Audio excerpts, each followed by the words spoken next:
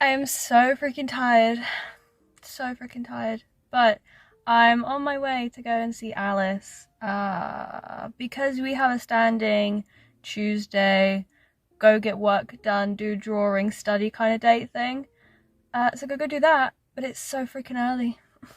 I messaged them yesterday being like, we're gonna be a bit tired and like grumpy and not want to talk and stuff because I had to go pick up Erica from Stansted Airport yesterday. That was it was such a long day. I was driving for like 5 hours straight. I'm just gonna live with the fear for 2 weeks now that I've either got a parking ticket or a speeding ticket, even though I probably wasn't speeding at any point, and I shouldn't get a parking ticket. But I'm gonna live with the fear of it for 2 weeks because I don't know how to chill. So that'll be fun. But I'm extremely tired from it. It wasn't even like we left really early in the morning or late in the evening. It was like midday. But just driving for that long has exhausted me. Like, I got home and I laid in bed for an hour just with my eyes closed because they were killing me. And then I had to go to work. So I'm gonna go do this today. But we're doing it later. Because I'm knackered and Alice is also knackered. So, but do I want to go out today? No. The weather is awful. It's so overcast and gloomy. I'm dog tired. But I want to see Alice, so we're gonna make a move. I have my sketchbook. I'm not gonna do any drawing, I don't think. Mostly because I need to do a bunch of editing instead. Because I was gonna edit yesterday and upload something today, because today's Tuesday. But no, because I was out all day. It's fine. So I think I'm gonna do that. I might like sketch some tiny little thing as like a break. We'll see. We'll see.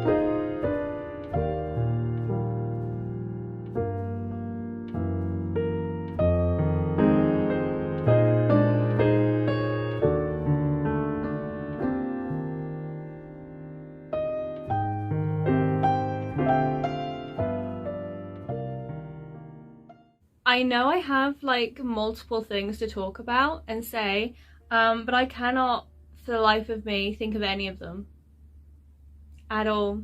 I've been reading a shed load of books, like a ton. My Goodreads, I think at one point I had 5 books on it as my currently reading. I don't know how it happened, but it did. I think I need help. I've still got Empire of Storms. I'm scared, okay? I haven't committed fully. I have like 20 minutes left to finish it, and I just don't want to. I don't want to. That's a lie, I do want to, because I want to like keep on with the series, right? See what happens. But also I'm scared and I just know it's gonna be bad, so I don't want to. But I'm gonna force myself to finish it tonight. It's hell though, because like I said before, she's like given herself up to Maeve. It's a whole thing, sacrificing herself, you know. I just don't want to do it because I just don't want to. But I did finich reading another arc, I know, I need to slow down, called Then Hate Me by Blake Hensley? It's 2 authors writing one book, so I've like used both their names, but it's called Then Hate Me, and that shit was so questionable, but I enjoyed every single second of it. It doesn't come out yet, it comes out at the end of the month, but oh my god, it was very dark romance. Okay, that's a lie. It's not like the most dark romance thing I've ever read in my life, but also it does fall under that. It's like a whole revenge plot kind of thing, because the 2 characters in it, they know each other. They've known each other since they were kids, and he was her brother's best friend growing up until they had like a bit of a falling out, drifted apart kind of thing. And her older brother basically steals his wife from, well, not his wife, but his fiancée from the altar, literally as it's happening. Steals her to get back at him for something he did. And he decides to steal her from their wedding. Does that make any sense? I can't remember what their names were, so that's not very helpful. But he decides to steal her from her brother's wedding, and also decides to steal her because he thinks that her brother has been sabotaging his business. Yeah, pretty sure. So he takes her, and she thinks to start off with that it's just like a bad prank because like they must still be friends, you know, it's fine, it's just a really bad prank, they're doing it as like a funny haha thing. Realizes very quickly that no, he is actually kidnapping her, it's very serious. Like whole blindfolding her, taking her to different locations and stuff so they can't find her. But this whole revenge thing, it was so intense. There is so much questionable stuff happening throughout. And it's all based on like reputation. Like, because obviously his reputation was kind of damaged because of her brother stealing his fiancée from him. That he's going to damage her reputation without thinking it through, really, because she's had to build her whole thing up herself. Her family haven't like handed it down to her because she's a woman. So he's like damaging her reputation even though her family had nothing to do with it, which is great. Fab. There's this whole other part as well where he starts to realize what he's doing isn't the best thing, like no shit. And he's going through this whole internal conflict of being like, shit, what he's done hasn't been the best. He hasn't been the greatest. He does actually like her. And he's kind of damaging her beyond repair. But he commits to the bit. He keeps doing it. He carries on as if nothing's happened. And his feelings are a lie. Which, it's kind of a bit of a Stockholm syndrome moment, because she does kind of fall for him, which again, not great, but also it kind of made sense within the book and while everything was happening, because it was very intense. And And again, I enjoyed the shit out of myself while I was reading it. I really did. Like, I gave it 5 stars. I devoured it. It was all I was thinking about. The one thing I really hated, though, was the ending, because it ends with them realising that what they think's been happening hasn't actually been happening, and he lets her go back to her family, her brother and stuff. He meets up with her brother and explains the whole situation as if that'll make it better. But they realise, not quickly at all, but they do realise that somebody else was behind everything, and they kind of go after that person. And then you think, okay, cool, great, is that it? And it kind of is it, because the next thing you know, it's like a couple weeks later or something, and they're at this party, like everybody is for some reason, and they've invited him along, who knows why, even though they don't like him because he abducted her, like their sister and daughter and stuff. It doesn't make sense. So they're at this like party, and she goes, like, she has it in her head that she's going to talk to him and go over to him. So she does, and you think, okay, well, what's she going to say? Because she kind of likes him but also hates him for what he's done. And then it fades to black, and you're like, that's great, what? And the very last scene, like the very last little nugget you have, is them together and confessing that they like each other, sure, but they can't really do anything because their families won't approve, because he abducted her. Like, no shit, they're not gonna approve. And then her being like, oh, but it's not my family's choice, blah blah blah. That's it. Like, it just ends on that conversation. And I was very, like, weirded out by it, because we've had all this back and forth with them, and like revenge plots where like he's making her do things, like he takes loads of photographs of her to send to her family in compromising positions. So I've been doing loads of shit, and then you just get this weird fade to black moment. It was very odd. I would have liked more, considering how much we got throughout the book. There could have been just like a little something at the end, you know, even if it was just like an awkward sit down dinner with the rest of the family where they're like, no, we are actually together. I don't know. It was weird, okay? Very weird. I feel like I rambled about it too long. It's fine. The other one I'm reading currently, and I have been reading for a couple days because I didn't realise how long it was. It's not an arc or anything, it is already out. It's called Vicious Cravings. Don't know who it's by, but I've been enjoying the fuck out of myself reading this one, because it's a vampire and witch kind of romance, except it's 2 guys, 1 girl. Sorry, what? It's been so good. The guys, they're already in a relationship. They already love each other, they're mates. It's a whole cute ass thing, and she comes along, and right from the very beginning, there's like the assumption that she is their third, like the third part to their soul bond thing. So that's not a spoiler, that's like page 5 or something. It's very cute. And I've been reading this, and again, it's all I can think about. Literally all I can think about. I'm 50% through, and again, it's so freaking long, but I've been enjoying the hell out of myself reading it. It's so good. So good. There's like this whole subplot of the 2 guys, Hunter and Ace, what they're going through, what they're kind of struggling with. And then you have the female called Nell, who's a witch, and Hunter and Ace haven't had the best experiences with witches. So Ace is very reserved, and Hunter is as well, but not as much. He's very into it though, he has very good instincts apparently. But Nell's a witch, and she's been trying to find a cure for her friend who's dying, and she needs to find these plants to make a potion to try and save her. It's a whole thing. I don't know how it ends, I haven't finished it, but she, like, Hunter has been stalking her basically, and doesn't realise until he makes himself known to her, and he gives her like a proposition that like, instead of freezing to death outside trying to find these flowers, he can go with her where there's an abundance of them, because Ace is a little botanist and he loves growing things, and he has a whole like herbology thing going on. He has tons of these flowers.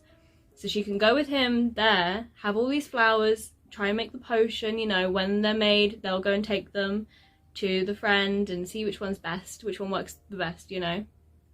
And in return, it's left very open-ended as to what they want in return. Because like it's never said, but like we all know what they want in return. So she goes with them and is like navigating their little relationship basically. And I've got to the point in it where they are like, they've just made the first batch of potions and they've taken them and they're going to see which one works the best, and they're trying to like figure out themselves as well, because she doesn't want them drinking her blood. That's like one of her things. She said straight away, like, fine, okay, you can do whatever you like, but you are not drinking my blood. Anything else goes. Which they agreed to because they just want time with her basically. But also it's a double-edged sword, because the only way they can confirm that she is the third part of their little soul bond is by drinking her blood. But she's had a traumatic past and doesn't want them having her memories. So she's put like, nope on that, it's not happening. It's gonna happen at some point though, right? Obviously. But there's a whole other thing to this, that this character Nell, she's very sweet and lovable and shit, but she has a dark side, and this dark side isn't actually anything to do with her. She has this whole other like being inside her, kind of possessing her, which was put into her when she was a child by her family, because her family are the bad guys. So there's a whole other being inside of her who just wants to feed on pain and destruction, and it will do anything to get it. And there's this whole like overarching thing that at some point it will kill her, because she hasn't been doing it. Like, she hasn't been providing it any pain or, you know, stuff like that, because why would you? So I'm at this weird little point now where they're all happy as fuck, living it up, having a great time. They haven't drank her blood yet though, and this little being hasn't made itself known for a while, and you just know something bad's gonna happen because it's nearly 60% through, and something bad always happens at 60%. But I've been reading that and I'm having the time of my fucking life reading it, and I feel like I need a physical copy of the book. Like, I've been enjoying it that much, I need a physical copy of the book, but I don't. I'm not gonna buy it because I have it on my Kindle, but I want it because it's so freaking good. It's so freaking good. Anyway, I think I've rambled enough about books, truly. Yeah. Or at least enough about the books I'm reading, because I was losing my mind like yesterday. And again, it was this whole thing of, I didn't necessarily need it because it's money, but it would be nice to have. I had like the fear of missing out basically. But fairyloot were finally sending out their invites for the romantasy box, and I was freaking out because I remembered signing up on the day they announced it as a thing, because I was at work and I signed up, but then I didn't hear anything, not a peep, and I was like, wait, what? And people have been saying they'd gotten confirmation emails that they had signed up. I never got a confirmation email. So I was then freaking out thinking, shit, I signed up but it didn't actually go through. I never got like the email to say thank you for signing up. You know, so I was freaking out, man. I didn't need the romantasy one because, again, the book they teased, it seems more YA, and the romantasy thing was meant to be like adult romance fantasy spice, you know. They were using like Fourth Wing and Akatar as examples, weren't they? And I didn't hear anything about it. And I was like, shit, fuck. Fear of missing out. I don't need it, but also the fear of missing out because everybody else is gonna have one. But I'd finally like given up. I was like, it's fine. You know, Fairyloot had said that they're still sending invites out. They will be for a few days. They will put like a notice up when they're at capacity. And I was like, it's fine. They obviously haven't finished sending them out yet. It's cool. But I kind of gave up at the same point. But I did get my invite, didn't I? Yes. So I'm a happy girl. Do I need it? Absolutely not. Because it's like £25 basically a month. So like I don't need it at all, but I'm gonna keep it and like see what kind of books they tease in the future, purely because I know if I like cancel it, it'll take me an eternity to get back on that wait list if I do want it. And the first book they're doing, I did pre-order, so I was gonna have it anyway. So I was like, well, I might as well have a better edition of it if I was already gonna have it, kind of thing. But I did get it. Other than that though, like the best thing happened to me this week. It's taken, like the best thing. I can't. I'm like still shocked. Still shocked. I think it's actually better than the whole fairyloot thing, because this time last month, I think, Cresley Cole put on her Instagram that, or like their assistant put on the Instagram page saying that they were looking for ARC readers because they've got new books coming out, and Cresley's going to be focusing on Immortals After Dark, my favourite freaking series of all time, because they finished the Arcana Chronicles last year and they've got multiple books at the ready to go and they need ARC readers. And I was like, well, I'll chance my luck. What's the worst that's going to happen? You know, I'm still going to buy her books and freaking read them. So I signed up and everything and like heard nothing about it. Nobody was saying anything. There was no like updates on the page or anything like that. And then while this whole fairyloot thing was happening, I was freaking out about that. I got an email come through as well, not like the same day, but like the day before, saying that I've been freaking accepted as one of Cresley Cole's ARC readers. Are you kidding me? Like, my favourite author of all time. I will die on that hill. She is my favourite author of my favourite series. I'm an ARC reader. Like, are you kidding me? Are you kidding me? And she doesn't put any ARCs on like NetGalley or other places. Like, you have to be part of this group. I'm still shocked. Absolutely shocked. When I got that email come through, I sent my friend a picture, immediately freaking out. But yes! I'm so excited. I'm so excited because I was going to read the books anyway. I was going to buy the books anyway. But now I get to freaking read them a bit earlier and a bit before publication day. Are you kidding me? Like, I'm probably still going to buy all the paperbacks anyway, because duh, I need them in my collection. But it was the best thing that's happened to me all week, I think. Like, who would have thought? Like, who would have thought? Not me. I've been reading her books for years now. Oh my god, I'm just so excited. So excited. I'm so glad I signed up. I can't. Even more excited because at the end of this freaking month, they're releasing a new book. It's only a novella. It's only a novella. It's like 200 pages. It's called The Witch Queen of Halloween. It was meant to come out in October. It got postponed, but I'm still so freaking excited. I just can't wait. I can't wait. Anyway, I've been rambling for too long. I truly have. But that's really all I've been doing is admin work and then an insane amount of reading and freaking out about book stuff.